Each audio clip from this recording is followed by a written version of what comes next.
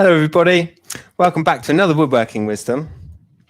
Today we're carving. We're going to have a look at carving a little tree spirit. So they call them lots of different things. They're wood spirits, tree spirits.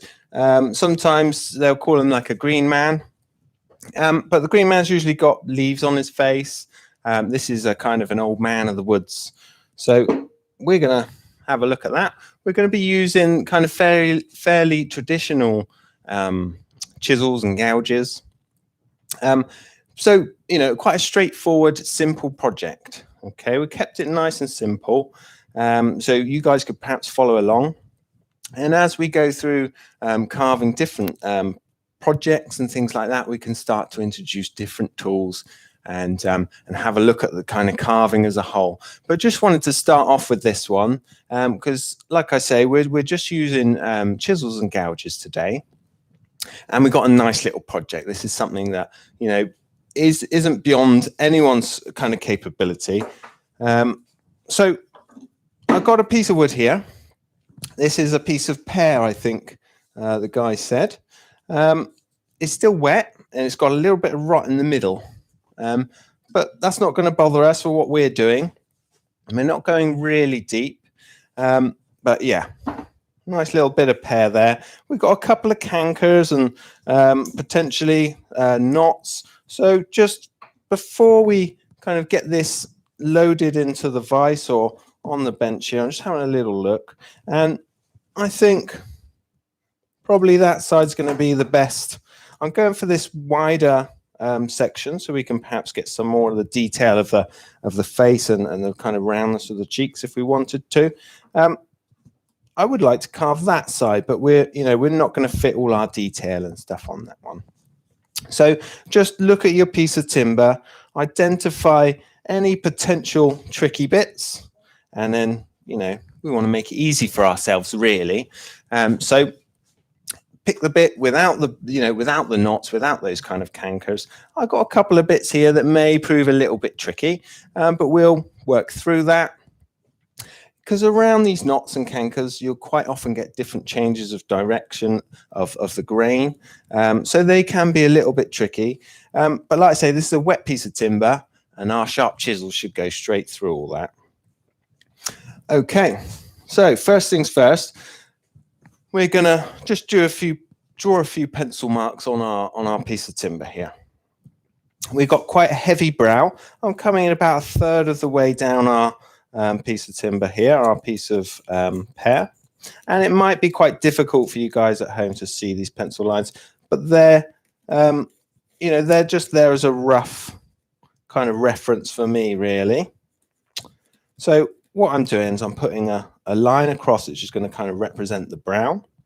I'm going to have his nose coming down the center here, the bottom of his nose here, and this guy's going to have like quite a big mustache. That's going to kind of flow down here. So I'm leaving it, I'm leaving myself some space to carve that. So first job, we want to get a fairly flat chisel. This is a number 116. And I want to get something with a bit of a round on it as well. So let's have a little look through my chisels and gouges here. So we've got a couple of chisels. Like I say, this is the 116, and that is describing something. It's on the shank there, and what that's describing is what they call a sweep, and also the width of the tool. Okay, 116, so it's one sweep, and it's 16 mil wide. Okay, if we look at this one, this is a number 3. So we're looking at a number 3 here. 314, we've got that 3 sweep, and 14 is the width of the chisel. Now I've got a couple of pictures I want to show you of describing the different sweeps. And if we look at that one, we jump straight from the sweep 1 to the sweep 3. And that's because the V gouges, which you'll find in this country, they're described as a number 2. Okay, but if we start looking on the continent and things like that, you get a sweep 39, a 41, and a 45. And they're all, if we go to that next picture there, Cole, when we have a look at the V tools, thank you, you can see on that screen that it's describing that 39, the 41, and the 45. And that's the angle of that V, okay? If you look at the British-made ones, that would be called a sweep 2, and then you'd have those angles put in, okay? Good. So just a little bit on the sweep, and as the higher the sweep goes up, the bigger the curve. So just want to show you this one. If we come down to camera 2 there, Colin, thank you. You can see we've got this very steep sweep. That's a that is an 11. Okay, good. That's for your real deep cuts, your gouges. So let's get to work on our little man of the woods or tree spirit.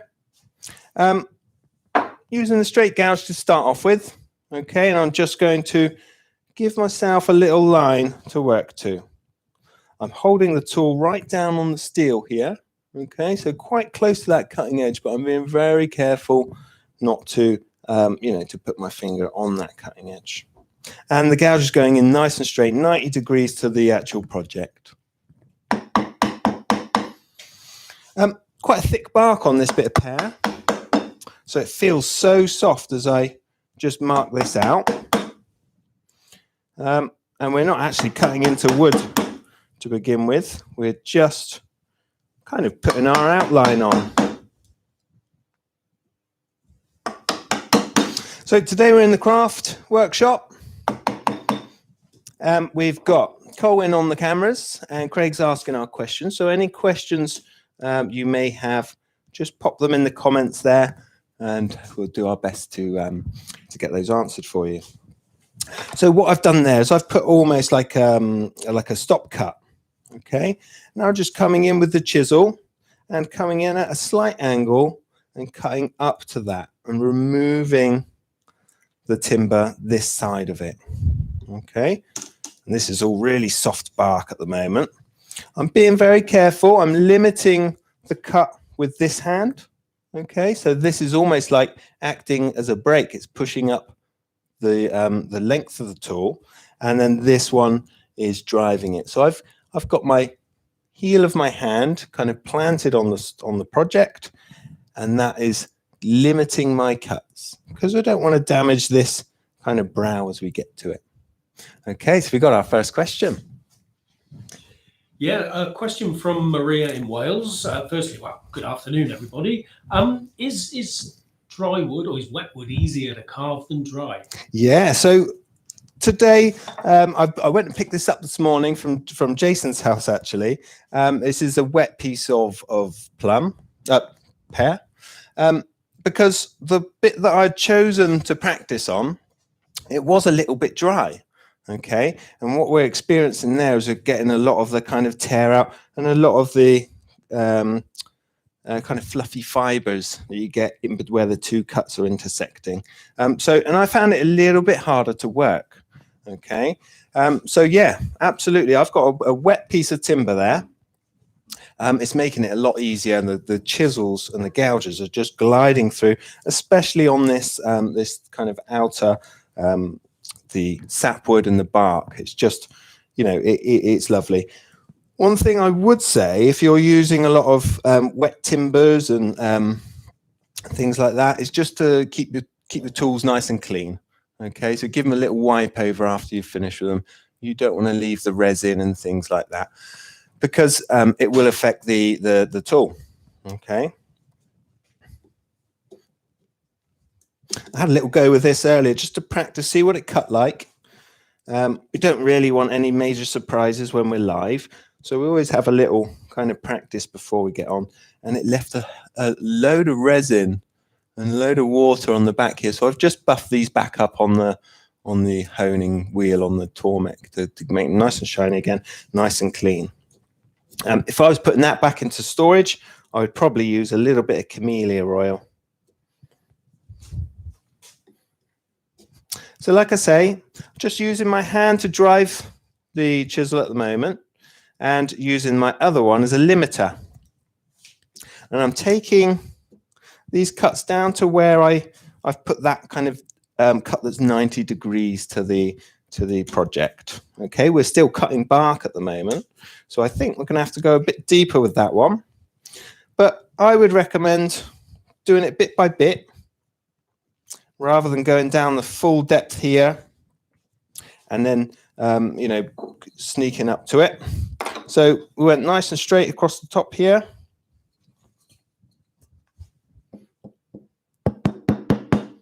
And I'm just taking that cut, that stop cut, a little bit deeper.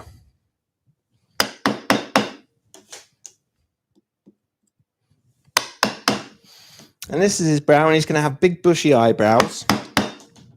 And I want them to kind of curl down at the end because they're going to kind of come around the side of his face. So I'm swapping over to the number 3.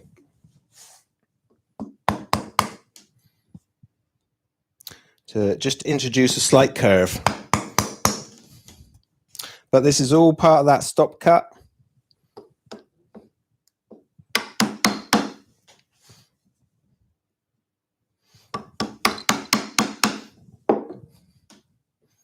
Good. Well, this is a convex curve, so I can do that with a flat chisel. You could even use your workshop chisels. Say you've got a set of you know, your woodworking chisels. As long as it's a convex curve, it's going to do exactly the same job. You might feel more comfortable with a chisel like this, just pairing off to that stop cut. Okay.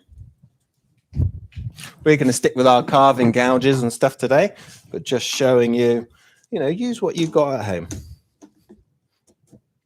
Workpiece nice and secure in the bench here. We've got a couple of dogs holding this so it's not rotating. Really important when you're, you know, handling these sharp gouges. And it's important to keep these sharp.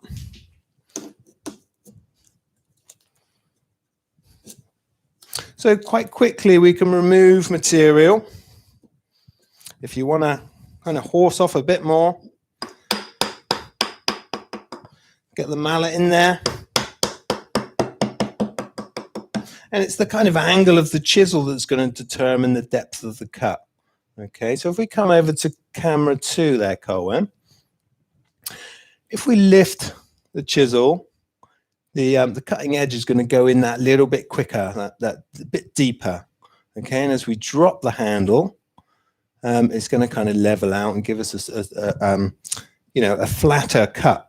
So I'm starting these cuts slightly higher up, and as I come down the length, I'm kind of dropping the handle, and it's giving me a slight curve coming in this way.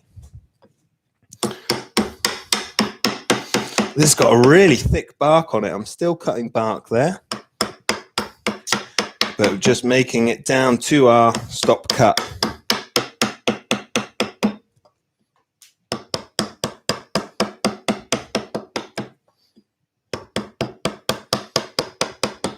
Right, see, I'm holding this mallet in a bit of a weird position, holding it up on the head here. Just find it gives me a little bit more control, and you're not kind of swinging it to hit it, okay? You get that direct feedback straight in your hand. And a lot of carving, you can kind of feel it as you work. Feel any little tough bits, the soft bits, you get a lot of feedback back up through the tool.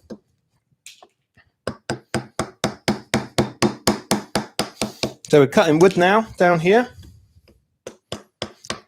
taking it up to that stop cut, and then I'm being gentle as we get close to it. I don't want to kind of undercut it or put lots of little lines up in here.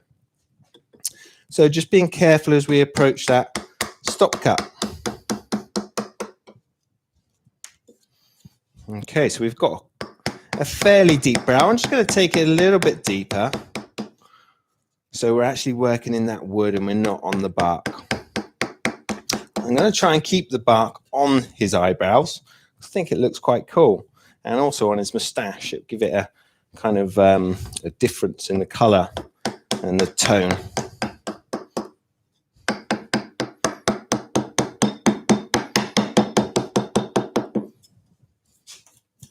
And these should just kind of peel off. If they don't, you can get the back of the chisel in and just lift them out. You might need to, press down on the odd one or two to just release it. And you can always go back in and tidy things up afterwards. Okay, so it's a combination of using the mallet and then just tidying things up by hand. Almost using this like a knife now. Just using the corner of that chisel just to get out any of those kind of loose fibers. Because although we want to see the chisel marks, and this is quite a kind of rustic carving, or naive carving, some people call them. We want to see those chisel marks in it. We're not going for super clean, kind of rounded edges. So if I bring in another little carving I've done here, you can see how clean and kind of soft these edges are and all sanded in and nice. A different style of carving, that.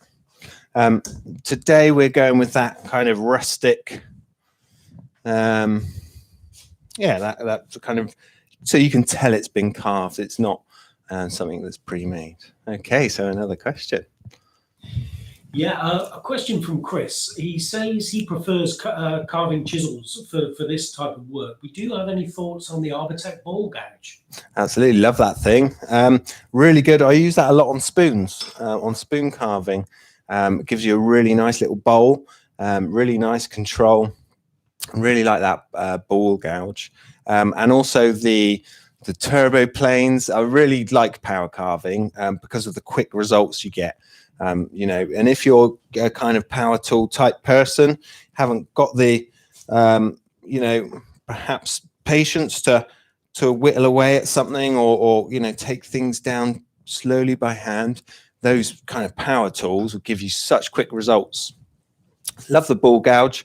The turbo plane as well is just an amazing bit of kit. So quick to throw shapes onto things. But yeah, there's power carving we are going to look at a little bit down the line in a few videos time. But step by step, we're going to go there, and all of these things combine. So you can use your gouges, use your power carving, and combine them all to make some really cool stuff. Okay, so where are we at with our carving? We've got the brow in. I'm going to do some eyes in here. But before we do that, let's grab my pencil. I'm going to put that nose, that's kind of center line back in. I've carved it off. It's coming down here. And then we've got the bottom of our nose in here. So we want a couple of lines. So back to my straight gouge, my 1/16. 1 sweep 16, and I'm just going to go in nice and square to the to his brow here, almost at 90 degrees. And this timber, as you on my other piece on the hazel, if you put in a cut like that and you remove the chisel, that cut stays. But as I'm looking at it now, I'm putting little cuts in, and they're actually closing up after I've remove the chisel. Nice wide bridge of the nose, and coming down, like I say, straight 90 degrees from that brow. Okay, so another question here. Yes, Ben. Maria's asking, how do you stop the wet carving from splitting as it dries? There's a couple of things you can do. You could seal the ends, so you could paint the ends, or perhaps put some oil on there. That's going to slow it down from drying, but usually these are going to live outside, so they got all sorts of weather to contend with. I wouldn't like to put a varnish on them. It's quite a kind of natural looking thing, so I wouldn't want to put a varnish on them really. Perhaps an oil. Keep it natural.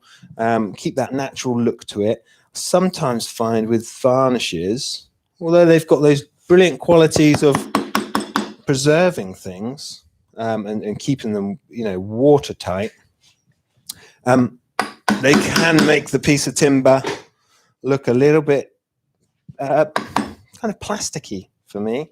I'm not a fan of varnishes, but you know, that's the way to properly seal it. So what I've done there is I've put a little curve on so the nose, so it's kind of splaying out, and I want this to have quite a big chunky nose. I'm going to want that one in a moment for putting in some kind of nostrils. So the curve's flaring out this way, and now I want it to return back in. So I'm swapping the chisel round from that direction to that direction. So we've got almost an OG or a kind of little chicane on that cut. And like I say, I like these with a big nose. So we give them a nice, generous nose, and then we can carve all sorts into it if we want to.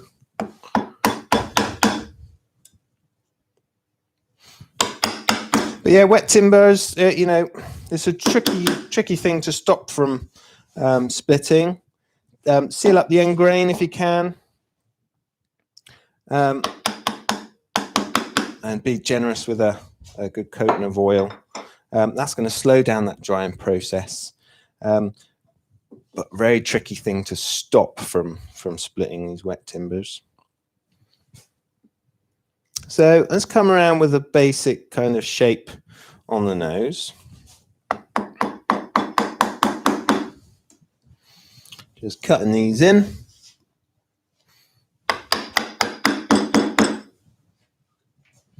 My grip on the chisel as it is really just guiding that cutting edge. So I'm placing the chisel where I want it to be and then just knocking it in. If I was to be doing this with this, you know, by hand, I would have one hand right down by that cutting edge and my other hand, you know, pushing that chisel forward.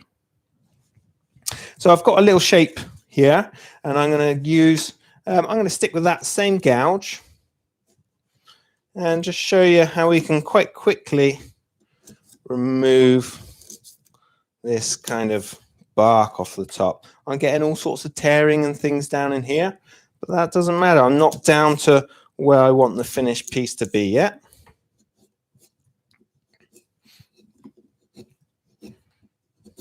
And we can tidy that up. And you can see those little shavings just peeling off.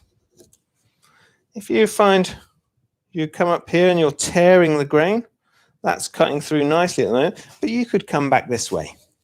Okay, using my wrist and kind of grounding this hand on the back of the project here as my limiter. You could come this way,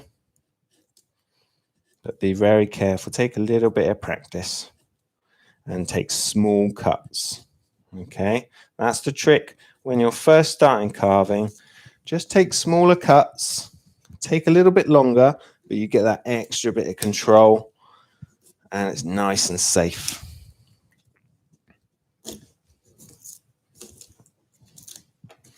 So bringing it back around these kind of his cheeks.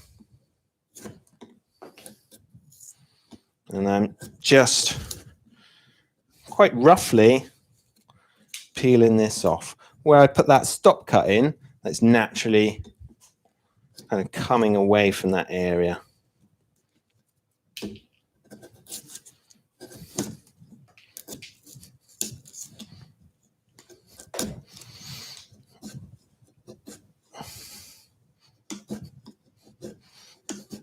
So actually, when we get down to it, the timber's quite hard. This pear. So I'm going back to my mallet. Quite quickly get tired of having to force the chisel or push a chisel through the cut. Something else I just want to show you as well.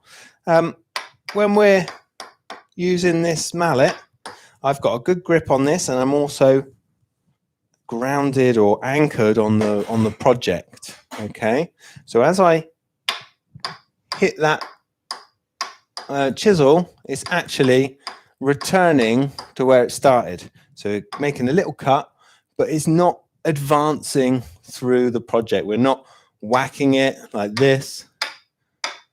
It's pretty much staying where it is. And it's almost like a little reciprocating head.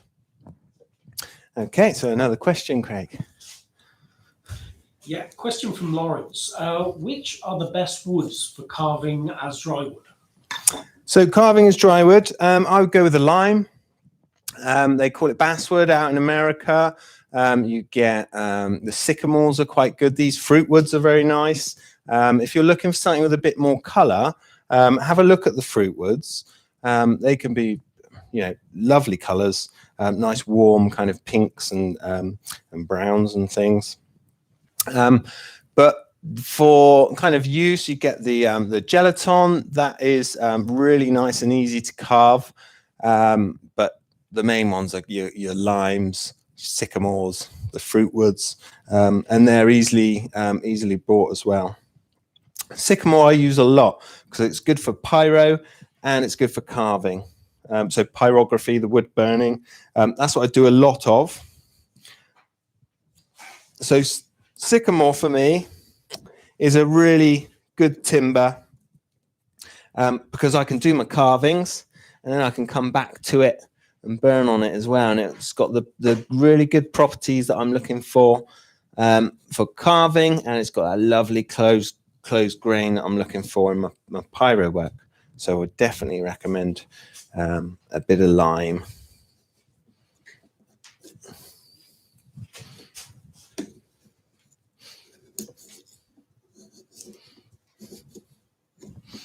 So I think I'm going to go a bit deeper in the nose here. I can still see my little stop line, my stop cut. Being careful where I put my chisels when I put them down on the bench. These have got a hex handle on them, which stops them from rolling, which is really good. These are the Kirschen chisels, or two cherries, they call it out in the US.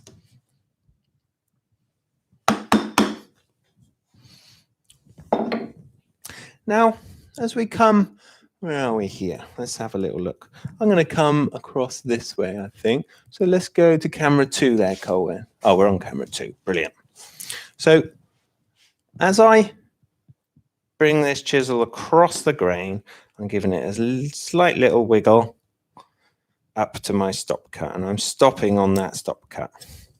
Just brought the chisel handle down there to kind of lift what it was that I cut. So a couple of techniques to show you here. We've got the little wiggle. That will help it go through. And also the kind of pairing cut. So you can get your cut going and just slide the chisel across. So you're kind of like slicing it.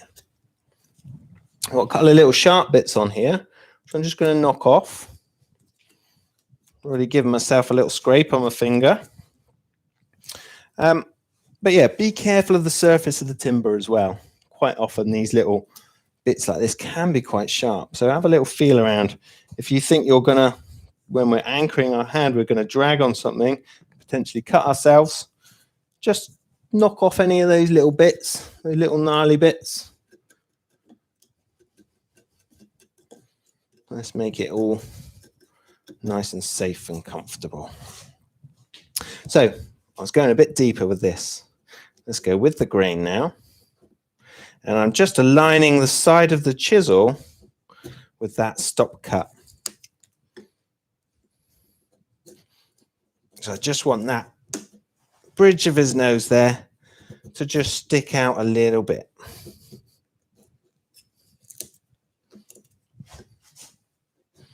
And coming on the other side here, doing the same thing, using the corner of the chisel to almost run along that stop line.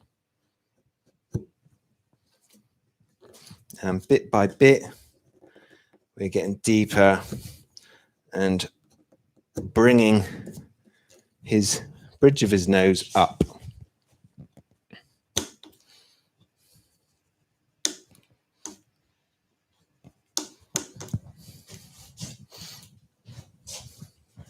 So just switching my position around to attack it from another angle. And again, just pushing the chisel in up to that stop cut and removing any waste. Any bits where the fibers are still connected, we can just slice them off and lift them out.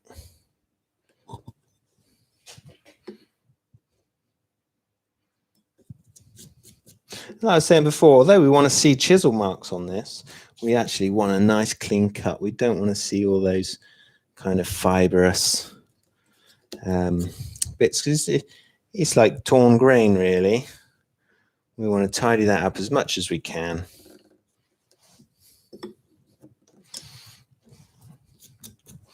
Good.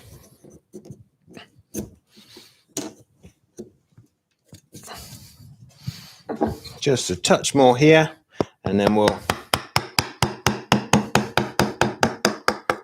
move on to something else.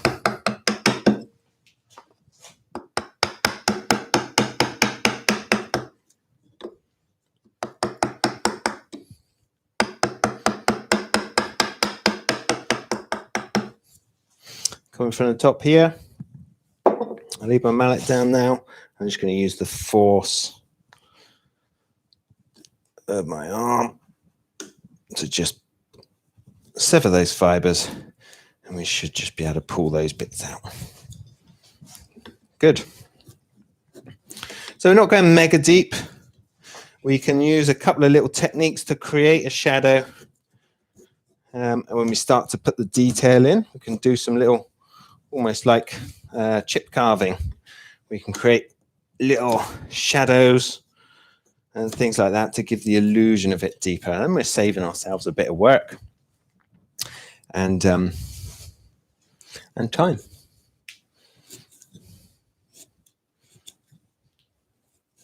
I think I'm going to take the bark off his nose.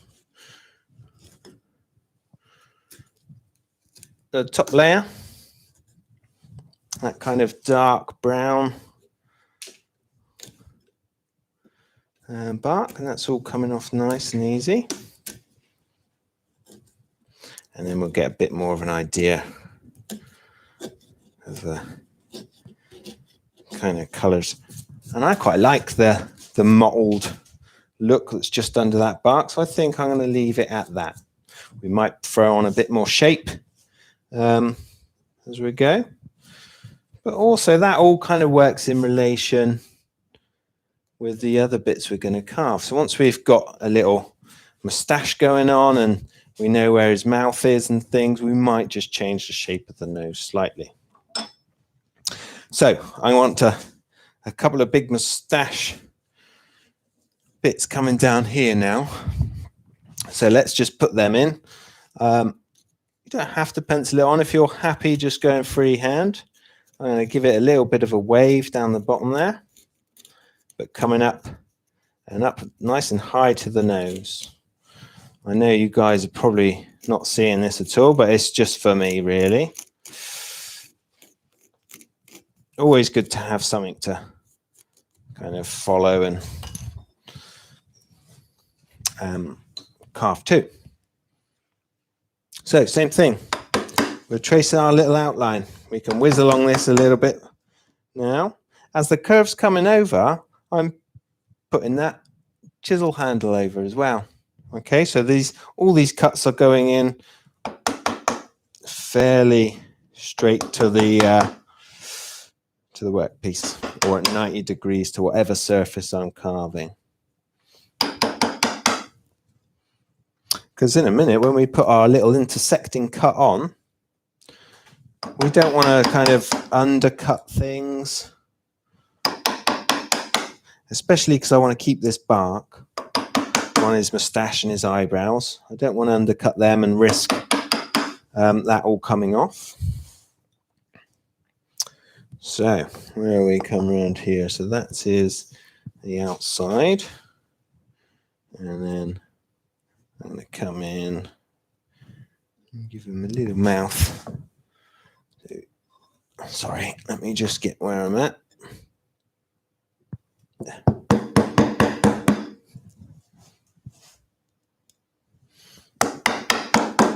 And all I'm working to is a little picture that I drew. It's just on the wall there. So every now and then I just have a little peek at it. I'm not copying it to the line. Yeah, I'll give you a little look at it.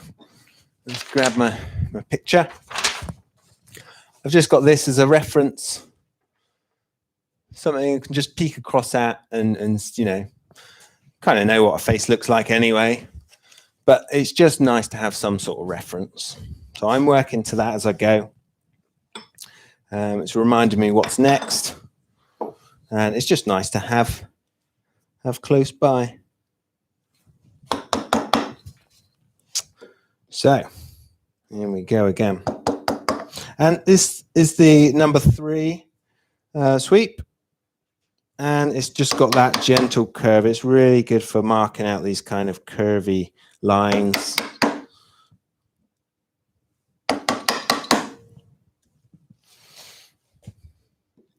And a fairly slow process carving. Don't rush it. You can't put it back on, as they say.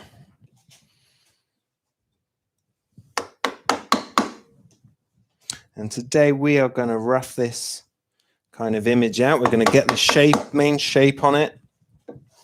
And tomorrow, if you come back and join us tomorrow, we're going to be looking at some slightly different cuts. We'll probably lose our mallet and get in there with, you know, some hand cut.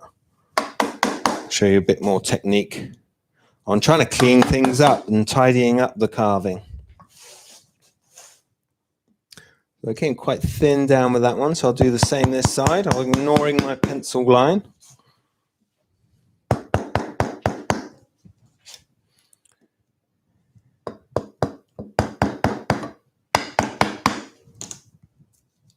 That's why these mallets have got a round head. I kind of hit it then. These mallets with a round head, really, really useful. Even if you kind of don't hit it square on, it's still driving the chisel in. It's not kind of whacking it to the side or anything like that, like the kind of square carpenter's mallet would do. It's got a nice round head with the, you know, really big surface area. So I can actually concentrate on what I'm doing down here. I'm not looking at how I'm presenting the mallet to the chisel. Now this feels a bit soft down here. It's kind of moving the bark as I cut into it. So we may lose his lovely bark moustache. Okay, so now all I'm doing is just putting the chisel in, and we can pull that away, and you see how it just comes away from that stop cut. All this bark, we can just pull that off now, and all that kind of outlining we did before, that really quickly come together and just expose this lovely timber underneath.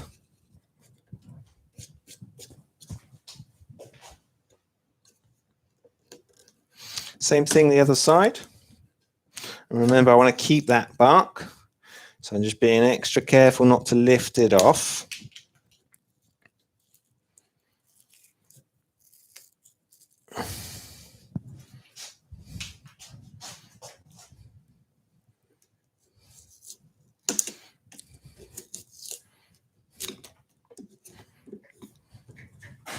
And I think that's starting to come together.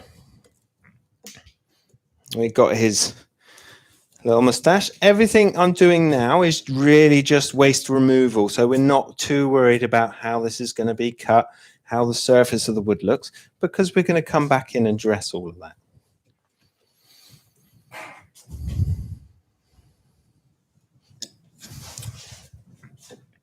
Looks like I've inadvertently carved a Russian Hulk Hogan. So he's got a bit of character already.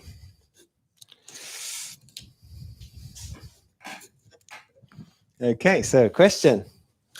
Yeah, I've got a question. The mallet, what wood is it made from? Okay, good question that. So we've got maple head, so it's really solid piece of timber. And then the ash handle. Ash has that kind of open grain. It's got that kind of shock absorbency. You'll find ash on a lot of handles. It's also got a little bit of flex. Really good if you're using something that's got a lot of impact, a shovel, a pickaxe. You'll quite often find ash handles because of that open grain. It's got that bit of flex. Same reason it's good for steaming. But yeah, you can get all sorts of different mallets. I like this one. It's got a nice size in my hand. Got that maple head on it. This is the Veritas one. This is, if we can just come on camera too there, Colin. This is a little Veritas one. This is quite nice. Again, I hold these up on the heads and just, they're really nice. They've got that bit of weight that's going to help, you know, push the cut on, but it's a lot smaller in your hand. I prefer the big Kirschen one for some reason, but that's just me, and everyone's going to, you know, everyone's going to have their different preferences. What I would recommend is if you know, when we can get back in the shops and all that sort of stuff, go and get your hands on them and see what feels better for you. Hold them by their handles, hold them by their heads, and just get a good grip on it and you know, see if it fits your hand properly. Okay, so another question. Well, just a comment, really. It would make a nice wood turning project. Wood turning? Mallet. Oh, absolutely. Yeah. So absolutely, you can see that that's been completely turned top to bottom. If you check back, I'm sure Colin did a carving mallet on his skill center at home when he, you know, back in the when we first went into the lockdown and stuff. He turned a really nice little mallet. So there's, you know, once we're finished here, go back, check that one out, and it'll show you how to turn your own mallet. A nice little project, and great for beginners.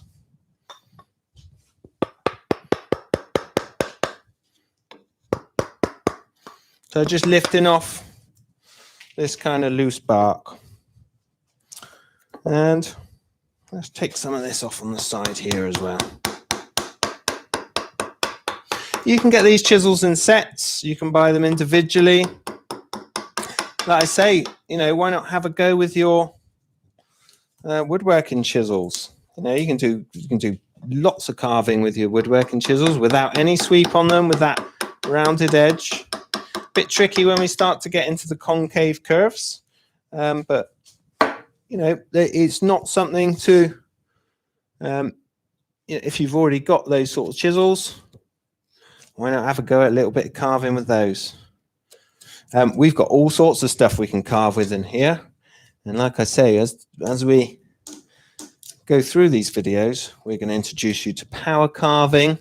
So we'll look at that Arbortech ball gouge. We'll look at the turbo plane. We've got all sorts of little reciprocating heads and things like that we can use for power carving. Burrs, and there is tons of stuff that we're going to look at in the coming months. But these are your kind of really traditional tools. Nice to get a good grounding in these and lots of practice in. Because the kind of finish you can get off a tool like this is absolutely superb. Some of these cuts are almost burnished after we've done them. Not so much on the wet timber, because obviously as it relaxes, the grain's still rising anyway. But you can get on your dry timbers just an absolute beautiful finish off of some of these. So in here, we've got his kind of mustache, where his mustache is meeting his nose. And here, I've already put a stop cut in there. We know this bark's a little bit loose, so I'm just going to shove that chisel in there, and I'm happy that that's just going to peel off because we've come up against this stop cut here.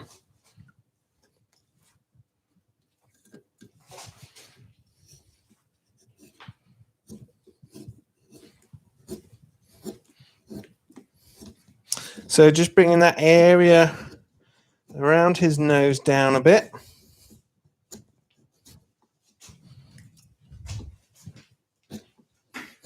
To give his nose a little bit more kind of prominence, and it'll cast a shadow as you walk past it.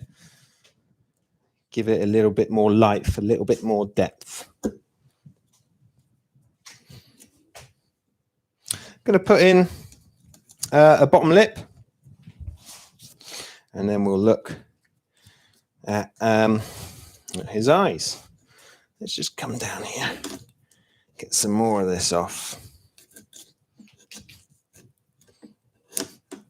Become quite confident with these chisels and gouges. If you see me coming back quite quickly and then grabbing the steel again, that's because I've kind of got used to where it is, where that cutting edge is, and we use lots of tools like this all the time. If you're doing this at home, just take your time a little bit more. Be extra vigilant where that cutting edge is at all times. I would say this is, you know, with all the machinery we've got around us, all the big saws and things like that, I would say that these little carving gouges are responsible for more injuries than our bandsaws, table saws. So be extra, extra careful, especially if it's your first go.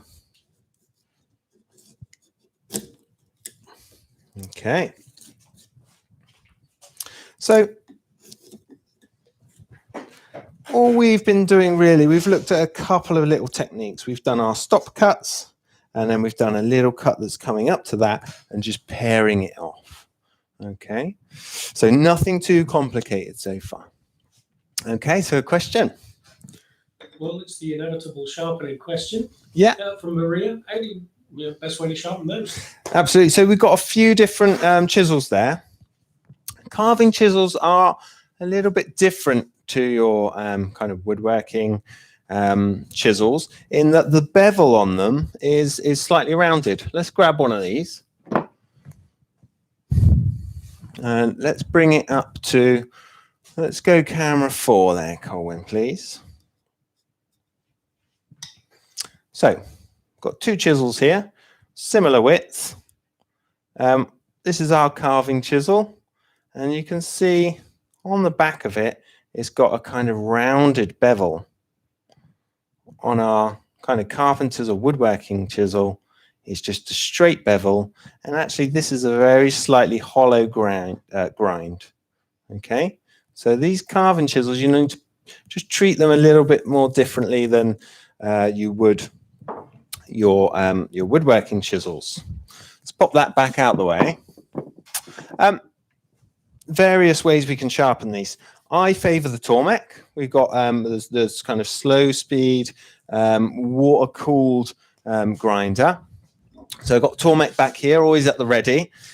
So I use this a lot, and I would freehand grind that that little belly, we'll call it, on the back of the bevel. Quite difficult to show on this, but let's imagine that's the grind wheel. We're going to rotate that back and forth as the wheel's turning away from us.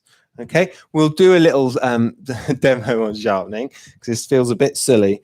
But you can grind on the back of that, and there's an up and down motion as well to give us that belly. Okay, so we're not just grinding flat like you would your woodwork chisel. It's actually going upwards and downwards on the grind wheel. Here I use a Tormek. At home I've got a slow speed reverse running grinder with mops on it. So you can use mops. You could do this on your lathe. You could sharpen on your lathe using the stitched mops and the metal polishes. Grinders.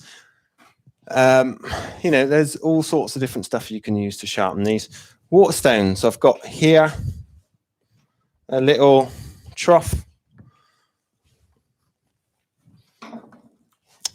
with a kind of tapered waterstone. Okay, so if you're into your hand sharpening, you can see this has got a very small hollow in it, and you would just bring your gouges back along there and bring up the handle to give that belly. Okay, that's more kind of finishing, polishing grade. Reshaping, it would go on the grinder. We use strops, so you can start to imagine there is lots of ways we can sharpen these things. Usually finished off on a leather strop. I use Tormek here. That rotary hone is brilliant. It takes all the hard work out of it. Okay, so another question. We've got a couple of questions. Yeah. The first question is from me. Yeah. Would you keep looking at me when you say the word belly? No, moving on, sorry. You're right. And Kevin's asked, if you have to leave the carving halfway through, would you seal it in a plastic bag maybe, or leave it to dry in the air? You could do either of those things. If you don't mind that splitting, you could leave it to dry. Really, like I say, these are going to go outside and hit the weather anyway. They're they're going to be exposed to it, and I like that sort of slow kind of well, it's kind of rotting in a way. You might get little lichens start growing on there and stuff like that. It's going to look really cool as it weathers and it kind of degrades. It's going to give it all that little bit more character. If you want to keep it from splitting and dry it out slowly, you could put it in a bag. That will create a little atmosphere. It will still lose a little bit of moisture. And a technique I saw a while back is to flip the bag inside out. So you put it in a bag, leave it overnight, come back the next day, turn the bag inside out, and all the condensation that's on that bag will evaporate on the outside, and then you've got that back in the middle. So it's a kind of controlled drying process that could stop these from splitting. To be perfectly honest, when you've got things like this in a round at this thickness, you're never really going to stop it from splitting. You could soak it in oil and all sorts. There's so much tension in a round like this. You're really going to struggle to stop it drying or splitting completely. Okay. So we've got some thick brows to go on now. I'm going to put these on, and then we're going to call it a day. We'll come back tomorrow and look at tidying this all up. We'll put his eyes in, his mouth, and we're going to tidy up all that kind of roughness, that kind of quick waste removal that we weren't too fussy about, because it would take too long if we're being too fussy about it. And we want to see some results, especially live on camera. So all I'm doing here is the same as we did with our brow and our nose, where I'm just tracing in a little line. Again, as we come around the round, I'm just angling the chisel over a little bit.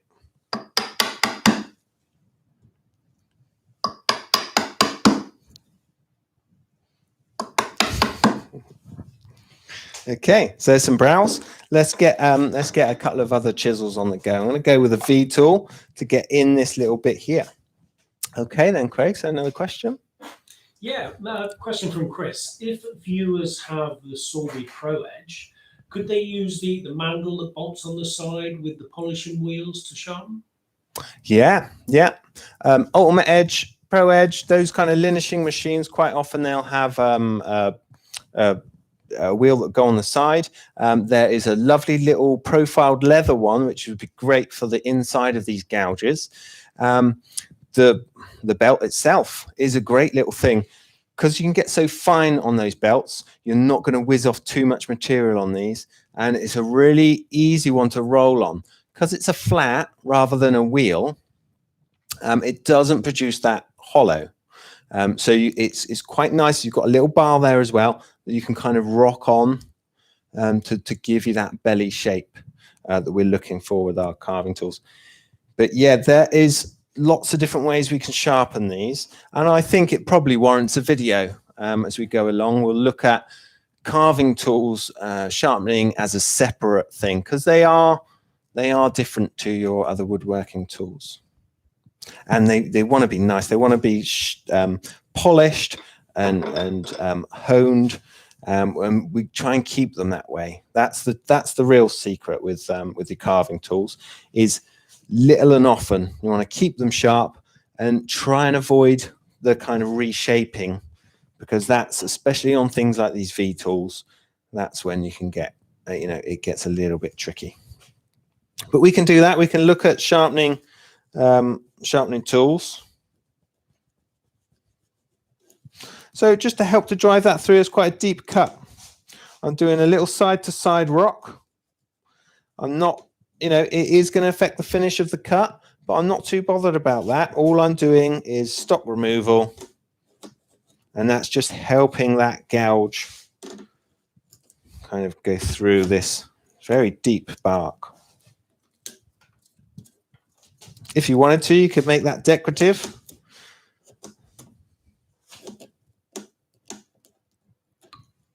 Again, we want to limit that cut, and we want it to cut out. We don't want it to tear out at the top. So I'm giving it a little wiggle where we go deep here and dropping the handle to make that bevel slide back out the piece of timber. Let's just get these eyebrows on.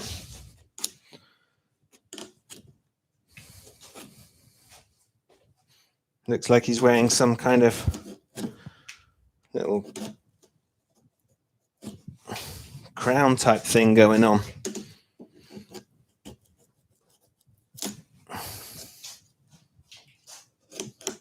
And if I wanted to tidy that up and just take smaller cuts, go back over what we've done. If it's tearing, we can come back the other way. Remember, using this hand as a limiter this time, and just cut all of that kind of fluffy stuff, fluffy grain.